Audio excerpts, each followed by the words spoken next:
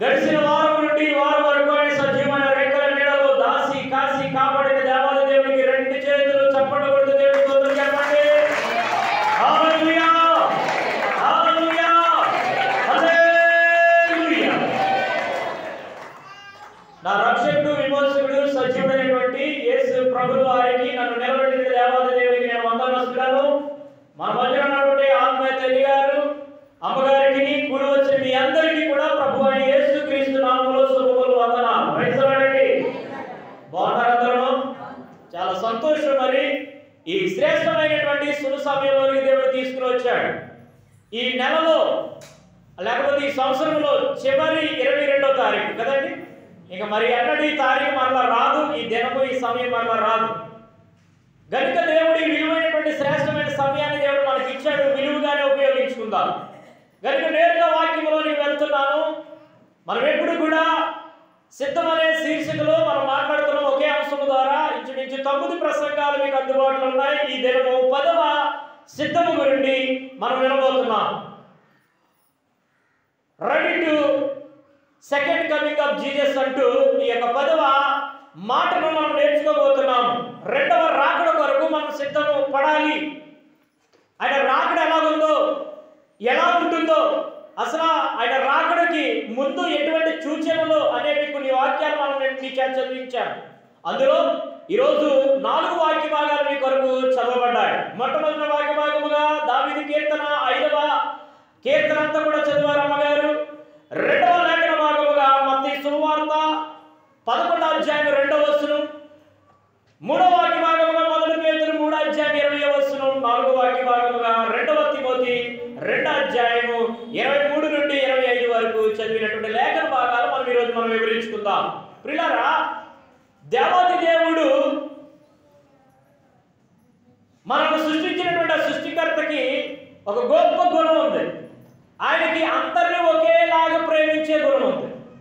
ఈ లోకంలో ఏ మనిషికి ఉండదు. అది కావుతే టెస్ట్ చేసుకోవచ్చు. అందరిని ఒకేలా ప్రేమించే గొప్ప గుణం ఉన్నటువంటి మన దేవుడిని మనం కలిగి ఉండడం మనం ఎంతైనా ధన్యులు. దేవుని స్తోత్రం. ఒకవేళ ఒక తండ్రి ఉన్నాడంటే, 2 కుమారులు ఉన్నారంటే ఒకరిని ఒకలా ప్రేమించవచ్చు, ఒకరిని ఒకలా ప్రేమించవచ్చు. ఒకవేళ తల్లి ఉన్నదంటే 2 కూతుర్లు ఉన్నారంటే ఒకరిని ఎక్కువగా ప్రేమించవచ్చు, ఒకరిని తక్కువగా ప్రేమించవచ్చు. కానీ మన దేవుడు అటువంటి వాడు కాదు. ఆయన ప్రేమలో స్వార్థం లేదు. ఆయన ప్రేమ అమర్యాదగా ఉండదు. ఆయన ప్రేమ ఉప్పొంగదు. ఆయన ప్రేమ ఫలితం ఆశించదు. కనుక ఆయన ప్రేమ చాలా విలువైనది. ఆ ప్రేమ నీకు కావాలి అంటే దేవుని దగ్గర మాత్రమే దొరుకుతుంది, దేవుని సన్నిధిలో మాత్రమే దొరుకుతుంది. ఈ లోకంలో నీకు ఎక్కడికి వెళ్ళి ఆ ప్రేమను నువ్వు అందుకోలేవు, పొందుకోలేవు. కానీ దేవుని దగ్గరికి వస్తే నీకు ఎంత కావలిస్తే అంత ఆయన ఇవ్వడానికి ధారాళంగా ఉన్నాడు. దేవుని స్తోత్రం. ధైర్యంగా ఆయన సింహాసనం ఎదుటికి మనం రాగలిగితే, మన పనులన్నీ పక్కన పెట్టి ఆయనకి మనం సమయం ఇవ్వగలిగితే, దేవాది దేవుడు మనతో మాట్లాడడానికి ఎంతైనా సమర్థుడు అనే మాటను మీకు నేను జ్ఞాపకం చేస్తున్నాను. దావీదు రాసినటువంటి సంకీర్తనలో ఈ యొక్క చాలా చక్కగా మాట్లాడుతున్నాడు. ఈరోజు 5వ దావీదు కీర్తన మొట్టమొదటి శరణములు అంటున్న మాట, యెహోవా నా మాట చెవిని పెట్టుము, నా ధ్యానము మీద లక్ష్యముంచుము. ఎంత వండర్ఫుల్ మాట అండి. దేవుని యొక్క మాటను చెవిని పెట్టుకోవాలి. ఈరోజు ఈ దేవుని మాటను చెవిని పెట్టుకోకపోతే, ఆయన యొక్క జ్ఞానం మీద మనం లక్ష్యం ఉంచకపోతే మన యొక్క మాటలు ఏమవుతాయో. కనుకనే దేవునితో మాట్లాడేటప్పుడు చాలా జాగ్రత్తగా మాట్లాడాలి. దేవుడి సన్నిధిలో మాట్లాడినప్పుడు కూడా చాలా జాగ్రత్తగా మాట్లాడాలి. అందుకే అంటాడు కదా, ఆయన చెవిని పెట్టాలంటే ఆయనకి ఇష్టంగా మాట్లాడాలి. ఎవరికి ఇష్టంగా మాట్లాడాలి? ఎవరైనా నీ మాట వినాలి అని అనిపిస్తే నీ మాటలు ఎలా ఉండాలి? వారిని సంతోషపరిచినట్లుగా ఉండాలి, వారిని ఆనందపరిచినట్లుగా ఉండాలి, వారిని ప్రోత్సహించినట్లుగా ఉండాలి, వారిని ప్రేమించినట్లుగా ఉండాలి. నీ మాటను బట్టే నీతో స్నేహం చేస్తారు చాలా మంది. నీ మాటను బట్టే నీతో మాట్లాడడానికి ఇష్టపడతారు. నీ మాటను బట్టే నీతో సహవాసాన్ని కోరుకుంటారు. మన మాట బాగోకపోతే, అందుకే చాలా మంది అంటారు కదా, నోరు మంచిదైతే చెప్పండి చెప్పండి చెప్పండి నోరు మంచిదైతే ఊరు మంచిది అవుతుందా? దేవునికి స్తోత్రం. ఏమండి, ఈ మోసే గురించి నాకు ఆలోచన వస్తుంటది ఎప్పుడు కూడా. 25 లక్షల మందిని ఎలాగా ఆయన వారు హృదయాల్లోనికి ఎలా గెలగలిగాడు అనే ఆలోచన వస్తుంది. అంతా కలిసి 150 మంది నేను గెలుచుకోలేకపోతున్నాను, మీ హృదయాలు మీతో అందరితో మంచిగా ఉండలేకపోతున్నాను. ఎంత ప్రేమతో నేను మాట్లాడుతున్నా ఎవరో ఒకరు నా మీద కత్తి నూరుతూనే ఉన్నారు. ఎంత సాయశక్తులు కలిగి దైవికమైన జ్ఞానం పొందుకుని నేను మాట్లాడుతున్నా ఎక్కడో పడిపోతున్నాను. నేను ఎవరికొకరికి నేను అపార్థంగానే మిగులుతున్నాను. కానీ ఈ యొక్క మోసే నత్తివాడైనప్పటికీ 25 లక్షల మందిని ఏం చేయగలిగాడు? గెలుచుకోగలిగాడండి. నడిపించగలిగిన సామర్థ్యం ఎలా వచ్చిందంటే దేవుడు ఏం చెప్తున్నాడో అది అందుకోవడం, అది ప్రజలకు చెప్పడమే ఆయన చేసే పని. అక్కడ బంధువులు అనలేదు, స్నేహితులు అనలేదు, రక్త సంబంధాలు అనలేదు, ఏ భేదం పెట్టుకోలేదండి, ఏ కరెక్షన్ పెట్టుకోలేదు. దేవుడితో నేరుగా కరెక్షన్ పెట్టుకున్నాడో మంచి నాయకుడిగా పేరుగాంచాడు. దేవుడు ఆయన గురించి ఆయనలో కొన్ని విషయాలు నేను ధ్యానిస్తున్నప్పుడు ఇవే జ్ఞాపకం చేస్తున్నాడు దేవుడు. దేవుడికి స్తోత్రం చెబుదాం. అయితే చూడండి, మన మాట దేవుడు లక్ష్య పెట్టాలి అంటే, మన జ్ఞానం మీద దేవుడు లక్ష్యం ఉంచాలి అంటే, మన మాటలు దేవుడు చెవియోకి వినాలి అంటే, మన మాటలు దేవుడికి ఇష్టంగా ఉండాలి. కానీ దేవుడిని కోపం పెట్టేవాళ్ళుగా, దేవుడిని కోపం రప్పించే విధంగా మనం మాట్లాడడానికి వీలు లేదు. అలాగైతే మన మాటలు వినడం, ఆయన చెవిని పెట్టుకోవాలి. కానీ ఇంకా కిందన ఇంకొక మాట అంటాడు చూడండి, అక్కడ 2వ చరణంలో అంటాడు కదా, నా రాజా అనన్నారా. ఎప్పుడన్నా మీరు ప్రార్థన చేసినప్పుడు ఎప్పుడైనా ఈ మాటలు ఉపయోగించారా? మీరు ఎప్పుడు చేసిందే చేస్తున్నావా? ఎప్పుడు పాడిందే పాడుతున్నావా? ఎప్పుడు చదివితే చదువుతున్నావా? ఏదో ఆనవాయితీగా ఆచారంగా కాదు. ఒక నూతనమైనటువంటి 2024వ సంవత్సరం గతించక ముందే మేము అదే ప్రార్థన చేస్తాం. 16వ తారీఖు విజ్ఞాపన ప్రార్థన కూటంలో ఒక నూతనమైన వడంబిడితో మేము ముందుకు వెళ్ళాలి ప్రభువా, ఒక నూతనమైనటువంటి ఉద్దేశంతో మేము ముందుకు వెళ్ళాలయ్యా, ఒక నూతనమైన తలాంతు మాకు ఇవ్వండి, ఒక నూతనమైనటువంటి నిబంధన చేసుకోవాలి మీతోటి, అలా మేము ముందుకు కొనసాగాలి ప్రభు అంటూ మేము ప్రార్థన చేస్తాము. చాలా చక్కగా జరిగిందండి. ఈ నెల 16వ తారీఖు విజ్ఞాపన ప్రార్థన కూడా వచ్చిన వారికి తెలుస్తుంది, వారు బహుగా దీవించబడతారు. దేవుడికి స్తోత్రం చెప్తాం. చెప్పండి గట్టిగా హల్లెలూయా, హల్లెలూయా. చూడండి అక్కడ అంటున్నాడు కదా, నా రాజా నా దేవా నా ఆర్తధ్వని ఆలకించుము. ఈరోజు నువ్వు చేస్తున్నటువంటి స్తుతి ఆరాధనలో నీ ఆత్మధ్వని దేవునికి అంగీకరంగా ఉంటుందా లేదా? చాలా మంది ఆరాధనలో కళ్ళు చూస్తున్నారు. ఒకసారి ఆరాధన జరుగుతుందంటే, చివరి పాట ఆరాధన జరుగుతుందంటే వెంటనే కళ్ళు మూసుకుని, ప్రభువా ఇదిగో ఇంత శ్రేష్టమైన ఆరాధన అవకాశం నాకు ఇచ్చావు ప్రభువా, నీవు నీ యొక్క అభిషేకం అనేది దించండి, నీ యొక్క ఆత్మతో నన్ను సంచారం చేయించండి, ఇక్కడ నీ యొక్క ఒక నూతనమైనటువంటి ఆరాధన నాలోంచి మీరు నా ఆత్మతోని మీరు పొందుకోండి ప్రభు అంటూ ఒక ప్రిపరేషన్తో సిద్ధపాటుతో మనం దేవుడి సన్నిధిలో నిలబడితే నీకు తెలియకుండానే నీలోంచి ఒక నూతనమైన ఆరాధన బయటకు వస్తుంది. నీలో ప్రిపరేషన్ ఉంటేగా. మనలో ఇది ఆరాధన సమయం అనేటప్పటికి వెంటనే చిన్నోళ్ళు లేటి పిల్లలు లేటి పెద్దలు ప్రతి ఒక్కరు కళ్ళు మూసుకుని దేవుడిని ఆరాధించడానికి ఇష్టపడితే, దేవా I'm ready to worship you, నేను నీ ఆరాధన చేయడానికి నేను సిద్ధంగా ఉన్నాను, లార్డ్ యూజ్ మీ, ప్రభా నన్ను వాడుకో అని నువ్వు అడిగితే ఆయన వాడుకోవడానికి రెడీ ఉన్నాడు. వాడిపోక ముందే వాడుకో, పొద్దు రాలిపోక ముందే నన్ను వాడుకో. అర్థమవుతుందా? ఎప్పుడంట? వాడిపోక ముందే వాడుకోమని అడుగు, రాలిపోక ముందే వాడుకోమని అడుగు. ఈ లోకమును విడిచి వెళ్ళక ముందే దేవునికి నీ నుండి ఒక స్తుతి నైవేద్యం ఎక్కడి నుండే నీ ఆత్మధ్వనిలో నుంచి రావాలి. ఎక్కడి నుంచి రావాలా? ఎక్కడి నుంచి రావాలా? నీ ఆత్మధ్వనిలోంచి, హృదయాంతర్భాగంలోంచి పాడాలి. పాస్టర్ గారు పాడితే మనం చప్పట్లు కొట్టడం కాదు, ఆరాధన వాయిద్యాలు ఆగిపోతే మనం చప్పట్లు కొట్టడం మానేయడం కాదు. ఒకసారి ఆరాధన కంప్లీట్ అయ్యే వరకు కూడా ఏం చేయకూడదు, నువ్వు పూర్తిగా దేవునితో కనెక్ట్ అవ్వడానికి సిద్ధపడాలా. ఆరాధనలో అద్భుతమైన కార్యాలు జరుగుతాయి, ఆరాధనలో ఆశ్చర్య కార్యాలు చూస్తావు, ఆరాధనలో ఒక నూతనమైన దర్శనాన్ని పొందుకుంటావు, ఆరాధనలో దేవుని యొక్క అభిషేకం నేరుగా నీ మీదకి దిగి వస్తుంది కదా. అది నువ్వు అనుభవించాలి అంటే, అది నువ్వు రిసీవ్ చేసుకోవాలి అంటే ఆరాధనలో నువ్వు సిద్ధపడాలి. దేవునికి స్తోత్రం. చెప్పండి చెప్పండి. ఏం చేయాలా? ప్రార్థనకి సమయానికి రావడానికి సిద్ధపడాలి ఒకటి. రెండవది ఆరాధనలో ఏం చేయాలి? మనము సిద్ధపడి ఉండాలి. మూడవది ప్రార్థన చేసేటప్పుడు దేవునికి ఇష్టకరంగా చేయాలి. ఆయన చెవి మన ప్రార్థన వగ్గాలి అంటే, మేము ఎప్పుడు కూడా పాడుతూ ఉంటాం కదా, ప్రార్థనలను ఆలకించేవాడా ప్రార్థనలకు జవాబులు ఇచ్చేవాడా. అంటే ప్రార్థనలు ఆలకించేవాడికి, ప్రార్థనలకు జవాబులు ఇచ్చేవాడికి మనము ఆయనకి ఇష్టంగా మాట్లాడితేనంట, ఇష్టంగా ప్రార్థన చేస్తేనంట ఆయన అంటాడంట ఆమేన్ అని అంటాడంట. ఏమంటాడు? ఆమేన్ అన్నాడా నీ అవసరం తీరిపోయిందే. ఆయన అవును అని అన్నాడా నీ సమస్య ఎంత పెద్ద గట్టి సమస్య అయినా ఇట్టే తొలగిపోతుంది. కనుక ఆయన ఆమేన్ అనేలా ఉండాలి నీ ప్రార్థన. నీ పక్కోలా ఆమేన్ అన్నా కాదు, నువ్వు ప్రార్థన చేస్తే ఎవరు ఆమేన్ అనాలా? దేవుడి స్వరం విన్నావు ఎప్పుడైనా? అవును, ఎస్ లో ఈ బిడ్డకి నేను ఏం చేయాలా, సహాయం చేయాలని ఎప్పుడైనా నా ప్రియ బిడ్డ, నా సహోదరి, నా సహోదరుడా భయపడకు, ఇలాంటి చిన్న చిన్న మెల్లని స్వరాలు ఎప్పుడైనా నువ్వు విన్నావా? వింటే నువ్వు ప్రార్థించుకుంటా ఉండలేవు, వింటే నువ్వు ఆరాధించుకుంటా ఉండలేవు, వింటే నువ్వు పాటలు పాడకుండా ఉండలేవు. ప్రార్థన సమయానికి రాగలుగుతావు, ఆరాధన సమయానికి రాగలుగుతావు. మొట్టమొదటి ప్రార్థనకి పాస్టర్ గారు రాకముందే మోకరించి కొంతసేపు నువ్వు కన్నీరు గారుస్తావు. అది ప్రిపరేషన్ అంటే, అది సిద్ధపాటు అంటే. నేను చూస్తున్నాను నా చిన్నప్పటి నుంచి, ఎవరైనా నేను రాకముందు వస్తారేమో దేవుడి సన్నిధికి, నాకంటే ముందుగా ఒకరైనా ఉంటారేమో దేవుడి సన్నిధిలో ఆశపడుతున్నాను. నా ఆశను ఏదో రోజు తీరుస్తాడని నేను నమ్ముతున్నాను. దేవుడి స్తోత్రం చెప్తాను. హల్లెలూయా, హల్లెలూయా. అయితే ప్రియులారా, ఇక్కడ 8వ చరణంలో అంటాడు, నేరుగా వెళ్తున్నాము, ఒక్కొక్క చరణం మనం వివరించుకుంటూ పోతే చాలా సమయం పడుతుంది కనుక చదవండి. 8వ చరణము. యెహోవా నా కొరకు పొంచి ఉన్న వారిని బట్టి నన్ను నడిపింపుము, నీ మార్గము నాకు స్పష్టముగా కనపరచుము. మనం ఎలా నడుస్తున్నామో మనకు తెలియదు, ఒకసారి దారి కనబడదు.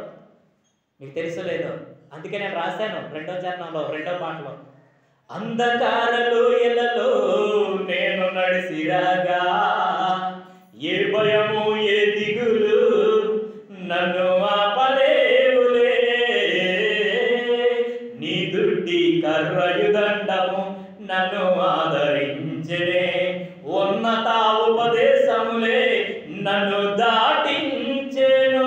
హల్లెలూయా. అంధకారంలో వస్తాయి, భయంకరమైన చీకటి సమయాలు, మార్గాలు కూడా మనం వెళ్ళవలసి వస్తుంది. అలాంటి సమయం నీకు అర్థం కాలేనప్పుడు ప్రభువే ఏం చేస్తాడు మనకి? చెప్పండి, స్పష్టముగా చూపిస్తాడట మన మార్గం. దేవుడి స్తోత్రం చెప్పండి.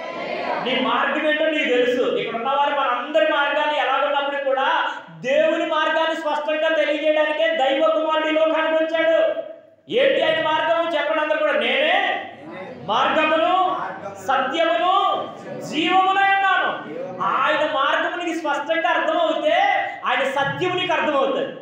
ఆయన సత్యములో నువ్వు స్వతంత్రుడిగా ఉంటే, స్వతంత్రురాలుగా ఉంటే నువ్వు జీవ మార్గంలోనికి వెళ్తావు. అర్థమవుతుందా? జీవంలోని ప్రవేశం ఉంటుంది. ఈరోజు ఎందుకు బాప్తిసం తీసుకుంటున్నారని వారు ఒక్కొక్కరిని అడుగుతుంటే వారు ఒక్కొక్కరి సమాధానం నాకు చాలా ఆశ్చర్యపరిచింది. ఒకరేమో నేను మారు మనసు పొందాను, నాకు బాప్తిస్మం టికెట్ కావాలి, ఒకరేమో నాకు పరలోక రాజ్యం కావాలి, ఒకరేమో నేను ఈ లోకాన్ని పాపాన్ని విడిచిపెడుతున్నాను, నాకు యేసయ్యే సొంతం, జీవితాంతరం ఆయనతోనే ఉంటాను. చప్పట్లు కొడుతూ దేవుని స్తోత్రం చేస్తాను. గట్టిగా కొట్టుకుంటారా? హల్లెలూయా, దేవునికి స్తోత్రం. వారు తెలుసుకున్నారు జీవ మార్గములో ఉన్నటువంటి స్పష్టత. ఈరోజు ఇంకా చాలా మంది తెలుసుకుంటా లేదు.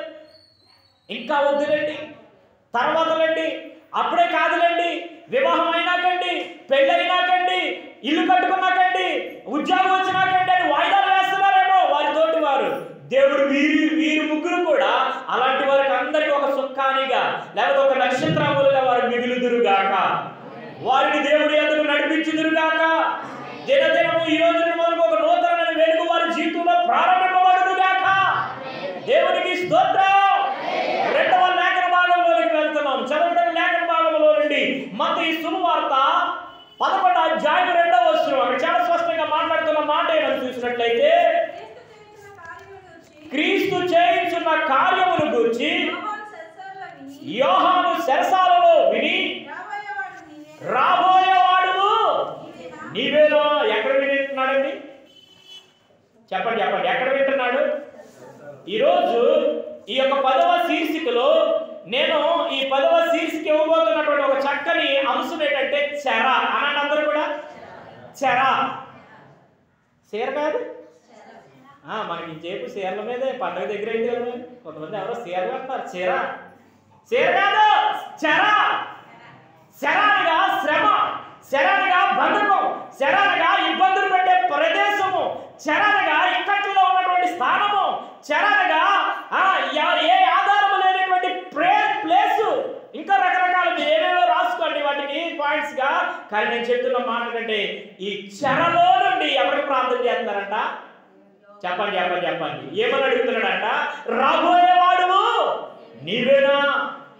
ఎవరంట? రాబోతున్నాడు. ఏమండి రాబోవడం ఏంటండి? ఆల్రెడీ ఆయన వచ్చాడు కదండి అని అనుకుంటున్నారా? ఆయన వచ్చాడు చెప్పిన ప్రకారంగానే ఇచ్చాడు.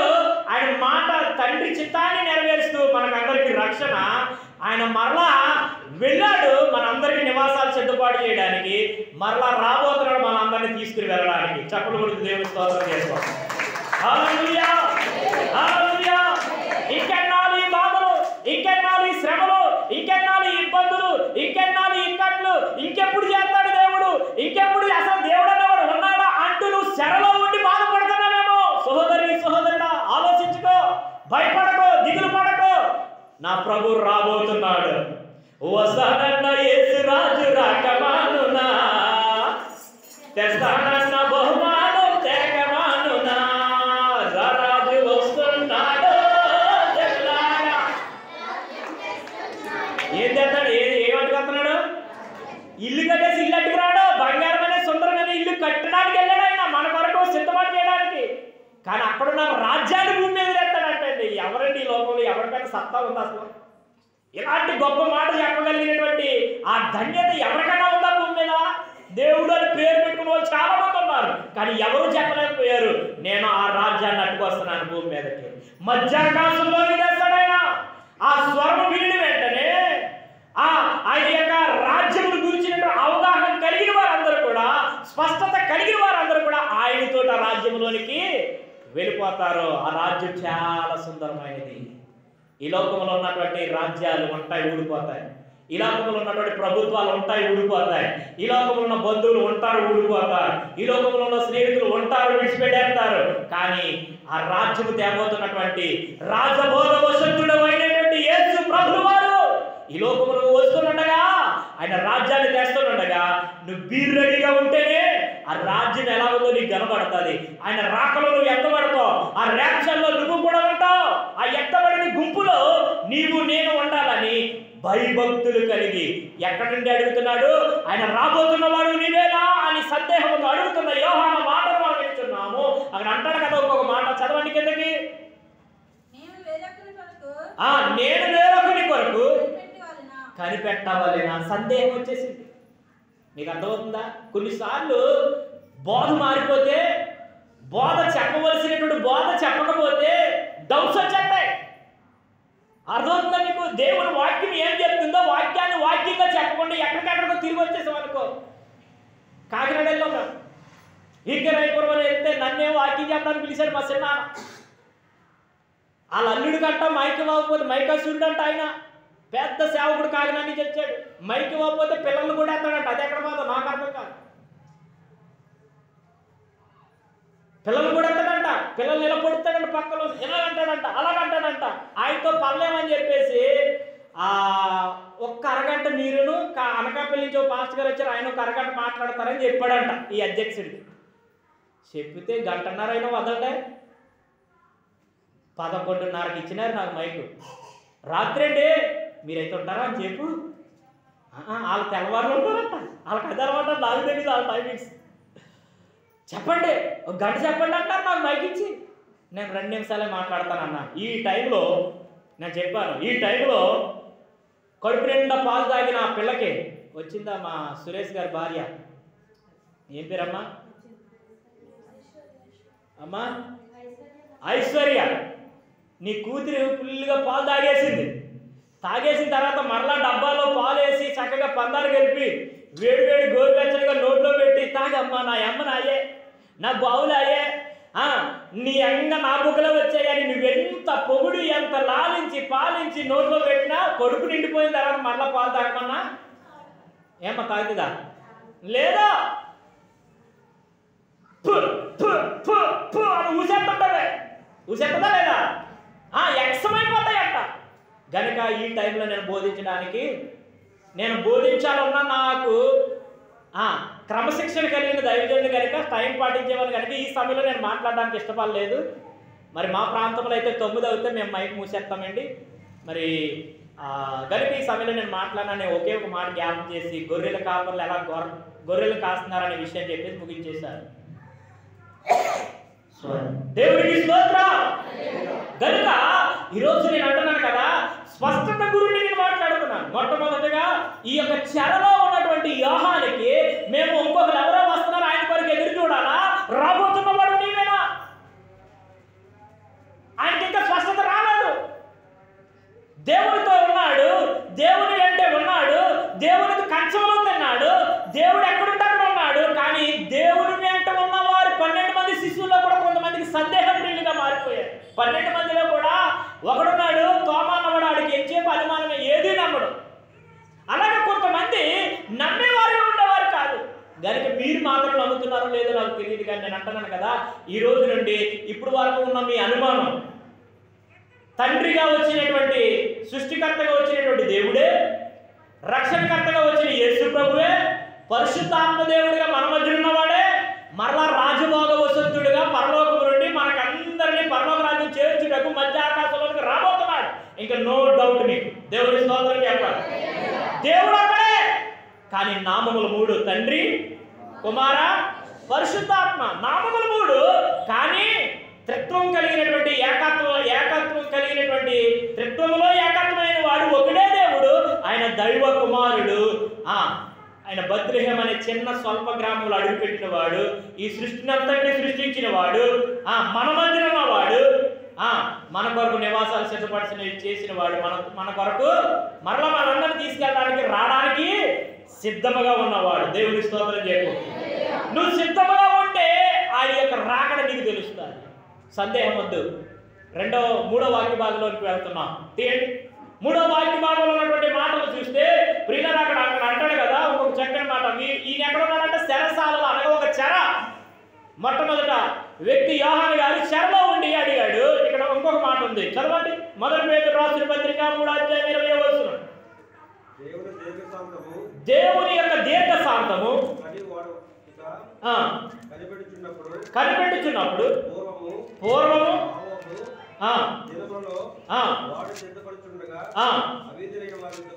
ఎవరంట? అవిధేయుని వారి యొద్దకు, అనగా చెరలో ఉన్న ఆత్మల యొద్దకు ఆయన ఆత్మస్వరూపిగానే ఉండి వారికి ప్రకటించాను. ఆ వాడలో కొందరు, అందరూ కొందరు అనగా దేవునికి స్తోత్రం చెప్తా. చెప్పాలి గట్టిగా, హల్లెలూయా. అందరూ కాదు, కొందరు అని అన్నాడు. అర్థమవుతుంది మీకు? ఈ కొందరు అనే మాట ఇంకో దగ్గర కూడా కనబడుతుంది. క్రిస్మస్ సందర్భాల్లో చాలా సార్లు మాట్లాడుతుంటారు. ఆ దేశంలో కొందరు గొర్రెల కాపర్లు అంటాడు. లోకాసు వార్తలో 8వ చరణంలో ఉన్నటువంటి మాట.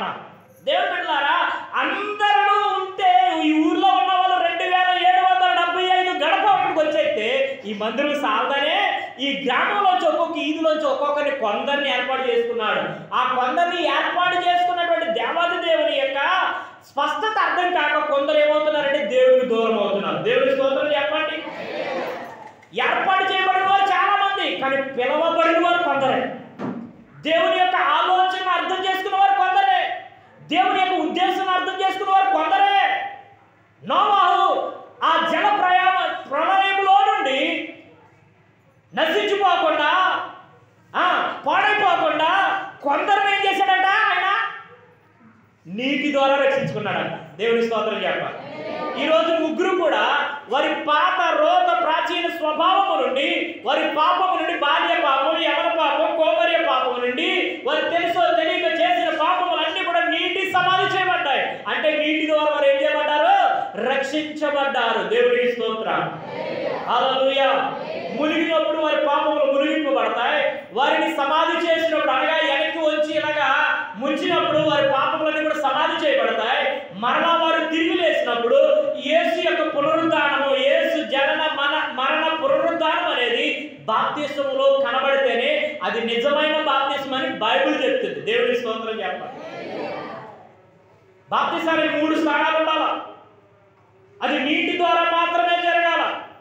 పిత్ర పవిత్ర ఆత్మని గిన్నెలో కొన్ని నీళ్ళేసుకుని బుర్ర మీద ముఖం మీద చెల్లేది అది బాప్తిస్మం కానే కాదు. అది శిలకరింపు బాప్తిస్మం.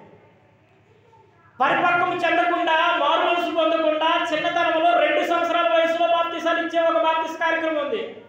అది బాప్తిస్మం సరైనది కాదు. అలవాట్లు మార్చుకోకుండా, ఆలోచన మార్చుకోకుండా, మారు మనసు పొందకుండా ఎవరో నా పక్కింటోళ్ళు తీసుకుంటున్నారు, నా ఎదిరింటోళ్ళు తీసుకుంటున్నారు, నా బంధువులు తీసుకున్నారు, అందరూ లోకంలో దేవుళ్ళు ఉన్నారు, నేను ఒక్కనే లోకంలో ఉంటే బాగోదు, నేను కూడా తీసేసుకుంటే బాగుందని ఒకవేళ తీసుకుంటే అది బాప్తిస్మం కానే కాదు.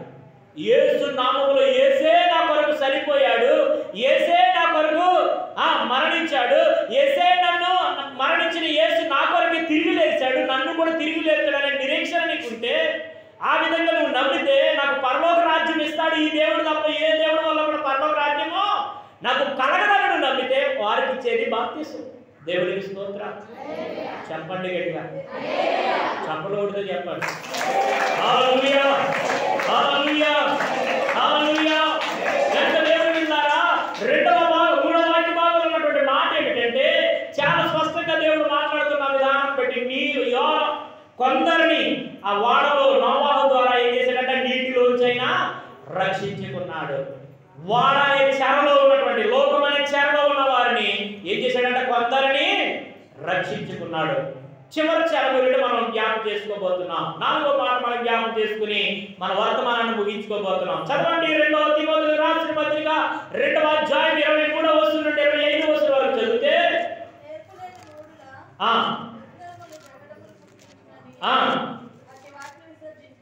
అట్టి వాటిని విసర్జింపుము, సత్య విషయమైన అనుభవ జ్ఞానమును వారికి కలుగుటకై దేవుడు ఎదురాడు వారికి మారు మనసు దయచేయును. అందువలన సాతాను తన ఇష్టము చెప్పు చెరపట్టిన వీరు వారిని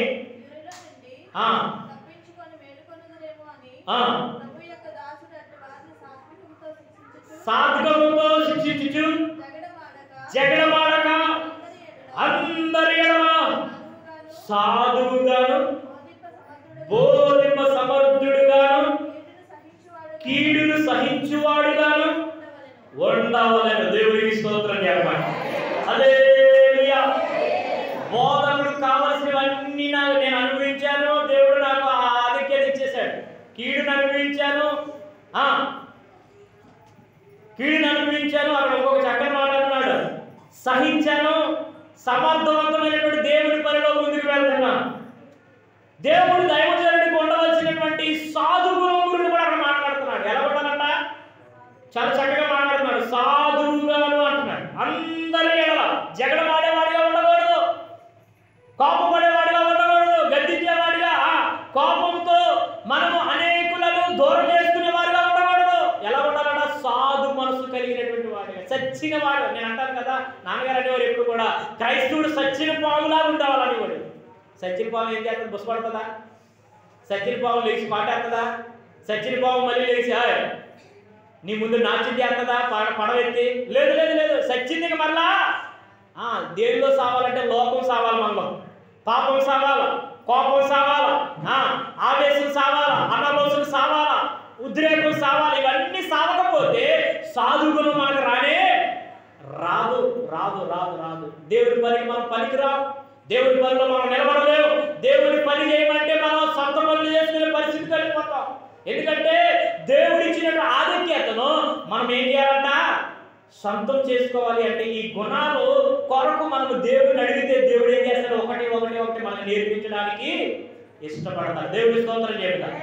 చెప్పాలి ఇంకా అక్కడ చాలా చక్కని మాటలు ఉన్నాయి. ఒకటి సత్య విషయమై అనుభవ జ్ఞానం.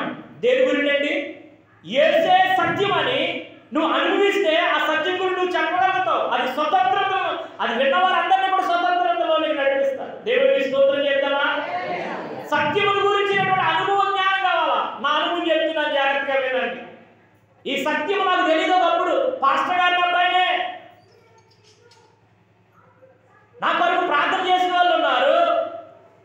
కానీ నేను అసత్యంలో ఉండేవాడిని కనుక టీవీ నేరుగా చూసేవాడిని, సినిమాలు చూసేవాడిని. నా చింతలన్నీ కూడా నన్ను విడిచి వెళ్ళేవి కాదు. అసత్యంలో ఉన్నాను ఒకప్పుడు. అందుకే ఈ లోకంలో ఒక ప్రార్థన ఉన్నది, అసుతోమా స్వర్గమయ. నేను అసత్యంలో ఉన్నాను బాబు, నాకు ఒక సత్యాన్ని నువ్వు ప్రసాదించు. తమసోమా దీర్ఘమయ, నేను అంధకారంలో ఉన్నాను, నన్ను ఒక మంచి మార్గంలోకి నడిపించు అంటూ భారతదేశం ప్రార్థించింది.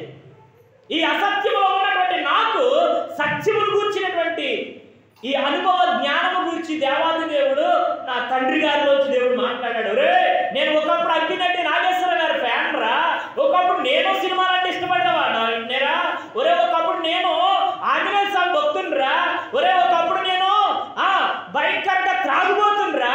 కానీ ఆ అసత్యములో ఉన్నటువంటి నన్ను దేవాది దేవుడు పట్టుకున్నాడు రా. పాస్టర్ గారి సంగతి చూద్దామని వెళ్ళాను, పాస్టర్ గారు బుర్రబద్దలు కొడేద్దాం అనుకున్నాను. అనేకులు సత్యంలో నడిపించేస్తున్న వారిని నడిపించే వాళ్ళు కొడేస్తే వీళ్ళందరూ కూడా నాకులాగే ఉందిరు కదా అనుకుని వెళ్తే దేవుడు నన్ను దావీదు వలనే నాట్యమాడనే సాగు ద్వారా నన్ను పట్టుకున్నాడు రాని సత్యాన్ని నాకు ప్రకటించడం మొదలెట్టాడు. ఒరి ఎంత కొట్టినను టీవీ ఎందుకు మానతలేదురా కొడుక, చిన్నోడా పొగలు కొట్టేసేవాడు. రాత్రుల్లో కాలు దగ్గర కూర్చొని కాలుకు నూనె రాస్తూ ఆ భోగలేని కాలుకి ప్రార్థన చేసేవాడు. నా కొరకు, ప్రభువా నా కుమారుడు ఎప్పుడు సత్యము తెలుసుకుంటాడు, నా కుమారుడు ఎప్పుడు అసత్యము నుండి సత్యములోకి వస్తాడు, ఎప్పుడు నీ కొరకు బలమైన సాధనగా వాడబడతాడు అని రోజు ప్రార్థన చేసేవాడు మా నాన్న నా కోసం. నా తండ్రి చేసిన ప్రార్థన ఈరోజు నన్ను ఏం చేసింది?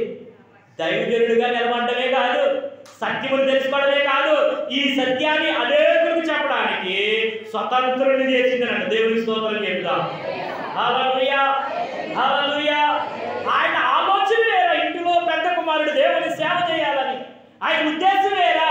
ఈ చిన్నోడు ఎప్పుడు ఏమవుతాడో తెలియదు, ఆ కాలు ఒకటి బాగోలేదు, ఏమవుతాడో ఏమవుతాడో ఏమవుతాడో. నేను మొన్నటి దిన నా వీకే రాయపురం వెళ్ళి ఆ వెంకటకృష్ణ రాయపురంలో ఆ దేవుడి మాటలు మాట్లాడుతుంటే మా దాట్ల వారి అని దాట్ల ఇంటి పేరు కలిగిన వాళ్ళు అందరూ వచ్చేసి సేమ్ మా ఇలాగే మాట్లాడుతారు అన్నాడు. అప్పుడు ఒకరు అంటున్నారు అయ్యగారులాగే మాట్లాడుతున్నారండి అన్నాడు. అయ్యగారిలాగా నేను మాట్లాడడం కాదు, అయ్యగారిలాగా నేను వాడబడ్డం కాదు, అయ్యగారికి ఇచ్చినటువంటి ఆ కృప దేవుడు నాకు ఇచ్చాడు. ఆయన స్వరం పోకూడదని, ఆయన వరం పోకూడదని మర్చిపోతారని, ఆయన ద్వారా రక్షింపబడిన వారిని మళ్ళా రేకెత్తించడానికి దేవుడు ఏం చేశాడు? తండ్రి లాంటి స్వరాన్ని, తల్లి లాంటి ప్రార్థనాత్మని ఇచ్చాడు. అందుకే నా పేరు ప్రసాద్ అని పిలకండి, డేవిడ్ కృపానంద్ అని పిలవండి. నా తండ్రి పేరు దావీదు రాజు అనగా డేవిడ్ రాజు, నా తల్లి పేరు ప్రభావత్ అనగా కృపానంద్ అని దేవుడు ఎందుకో ఉద్దేశంతో ఇచ్చాడు ఆ పేరు. పిలిస్తే రెండు పేర్లు పిలండి, తల్లిని పిలిచి తండ్రిని మానేసిన, తండ్రిని పిలిచి తల్లిని మానేసి ఊరుకోవాలి. పిలిస్తే రెండు పేర్లు పిలు, నాకు పిల్లలు మానే బ్రదర్ అను. దేవుని స్తోత్రం చెప్పు. హల్లెలూయా, చెప్పాలి గట్టిగా హల్లెలూయా. దేవుడు ఆ సత్యమును కూర్చిన అనుభవ జ్ఞానం లేకపోతే నేను అనుభవించాను కాబట్టి చెప్పగలుగుతాను. రే టీవీ చూడకండ్రా, టీవీ చూసినని చెప్పి కూడా, సినిమా చూసినని చెప్పి కూడా, సినిమా గురించి 3 మాటలు ఉంటాయరా బాబు. దేవుడు నాతో మాట్లాడాడు. సి అంటే సిగ్గులేదురా, నీ అంటే నీచమైందిరా, మా అంటే మానవత్వం ఉండదురా. అందులోని తెలియక నేనేం చేశాను? అసత్యంలో ఉండి చూశాను. నా కళ్ళు పోకముందే, నా శరీరం పోడకముందే, నా యొక్క జీవితం నాశనం కాకముందే దేవుడు నన్ను సత్యంలోకి నడిపించాడు. ఆయన సర్వశక్తి కలిగిన నజరేయుడైనటువంటి యేసు మీరు కూడా తెలుసుకోండి అని ఎంతో మంది సేవకుల బిడ్డలకు నేను చెప్పడం మొదలు పెడుతున్నాను. చాలా మంది సత్యమును తెలుసుకుంటున్నారు, దేవుని కొరకు నిలబడుతున్నాడు. గొప్పలక్ష్మీపురం అనే ప్రాంతంలో అయితే ఒక దైవజనుడు కొడుకు, ఆ దైవజనుడికి అయితే 9 భాషలు కలిగిన అనర్గళంగా వర్ష ప్లస్ ఆ గొప్పలక్ష్మీపురం ఆ విజయనగర ప్రాంతాల్లో ఘనంగా సేవ చేస్తున్న తల్లిదండ్రులకు ఒక్కగానొక్క కొడుకు. తన కుమార్తె అయితే సంగీతాన్ని చాలా ఘనమైన రీతిలో దేవుని కొరకు వాడబడుతుంది. కానీ కుమారుడు అయితే బస్సుడు అయిపోయాడు, రౌడీగా, విలనగా. ఆ వెనకాల ఒక 20 మంది 50 మంది ఒక ఫ్రెండ్స్ని ఎగేసుకుని సేవకుడు కొడుకు దేవుడి సన్నిధిలో వాక్యం బోధిస్తుంటే ఈదుల్లో ఏదో ఒక కంప్లైంట్ అట్టుకొచ్చేవాడు అంటే ఇంటికి. అలాంటి వాడికి నేను సత్యం చెప్పాను. ఆ సేవకుడు నన్ను బైబిల్ ట్రైనింగ్ లో ఉంటాడు. 2007 ఏప్రిల్ 24వ తారీఖున వర్తమానం అందిస్తున్నాను. గొప్పలక్ష్మీపురం ఈదుల్లో మాట్లాడుతుంటే ఒక పల్లెటూరు నుంచి వచ్చి ఒక చిన్న సేవకుడు కుమారుడు వచ్చి ఎంతో రాసం కలిగి మాట్లాడుతుంటే ఒక డైరెక్టర్ కొడుకునే నేను అసత్యంలో ఉండుట మంచిది కాదనుకుని బ్రదర్ మన కొరకు ప్రార్థన చేయండి అని తల వంచినటువంటి ఆ సత్యానంద కొరకు ప్రార్థన చేస్తే ఈ రోజు 2000 మందిని రక్షించగలిగాడు. దేవుని స్తోత్రం చెప్తాం. 2000 మందిని సర్వసత్యంలో నడిపించగలిగాడండి. ఈ సత్యము నువ్వు ఎంతమందికి చెప్తున్నావు? పండగ అంటే కొత్త బట్టలు, పండగ అంటే యేసు గురించి, ఏ క్రిస్మస్ అంటే మనం ఇంటికి రంగులు వేసుకోవడం కాదు, ఒంటికి రంగులు వేసుకోవడం కాదు, ఆ పంటికి రంగులు వేసుకోవడం కాదు. మనం వేసుకోవాల్సింది మన అంగుని, మన రంగును మార్చే సత్యాన్ని మనం తెలుసుకోవడమే నిజమైన క్రిస్మస్. దేవుని బిడ్డలారా, ఈ సత్యాన్ని మనం తెలుసుకోకుండా ఎవరికి మనం చెప్పేస్తాం? సాధుగుణం లేకుండా ఎవరికి మనం బోధించేస్తాం? ప్రతి ఒక్కరు కూడా మనంతా మనం ఒకసారి చెక్ చేసుకుందాం, తల ఉంచుదాం, కళ్ళు మూసుకుందాం. ప్రభా, ఈరోజు ఈ 4 మాటల ద్వారా నేను గ్రహించవలసినవి ఏంటి? ఏ మాట ద్వారా నాతో మాట్లాడిన నీవు ఈరోజు నుండి once again change my life God అడగండి. ఒకసారి వీలైన బట్టి మోకాలు వేయగలిగిన వారు మోకాలు వేయండి, తీర్మానం చేసుకునే వారు తీర్మానం చేసుకోండి. ఒక్కసారి దేవుడితో ఒక ఒడంబడి, ఒక నూతనమైన వాగ్దానం చేసుకో. ప్రభా, ఈరోజు అయ్యా నీ మాట విన్నటువంటి నేను ఏమాత్రము కూడా నాయనా నీ మీద తిరగబడే వారిగా కాదయ్యా. దేవ, తిరగబడే వారి గురించి కీర్తన చాలా స్పష్టంగా చెప్తుందయ్యా. నిజమే, అది వారి సంగతి నువ్వు చూసుకుంటావు. దేవ, ఒక్కసారి నేను నాయన నీకు సరెండర్ అవుతున్నానయ్యా. ఇగో నీ దగ్గర వరబడుతున్నానయ్యా, నీకు నేను లోబడుతున్నానయ్యా.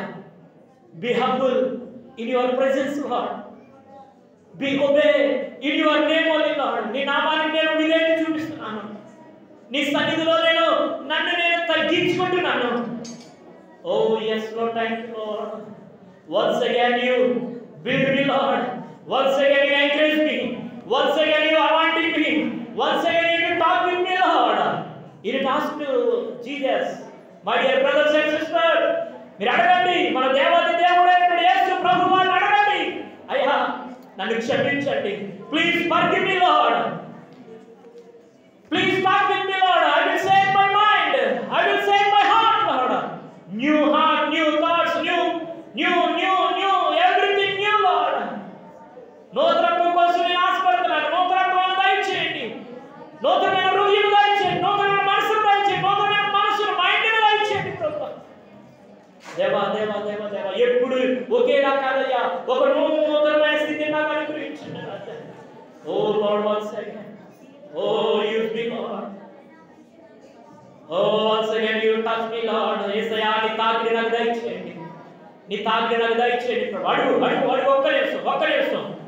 ఒక్క నిమిషం. విత్తబడిన వాక్యం కొరకు మన మధ్యన ఎఫ్సిబా టీచర్ గారు వచ్చి ప్రార్థన చేస్తారు. విత్తబడిన వాక్యం కొరకు ఎఫ్సిబా టీచర్ గారు వచ్చి ప్రార్థన చేస్తారు. ముందుకు వచ్చి అందరూ కళ్ళు మూసుకుందాం. దేవా, ఈరోజు నాతో మాట్లాడవయ్యా. ఈ 10వ శతము ద్వారా, ఈ యొక్క 10వ శతము ద్వారా చెరలు, ఏ విధమైన చెరలు ఉన్నాయో ఈ లోకములో, ఆ చెరలలో ఉన్న వారు ఏ విధంగా అడుగుతున్నారు. yes Lord, once again అడుగుదాం ప్రతి ఒక్కరు.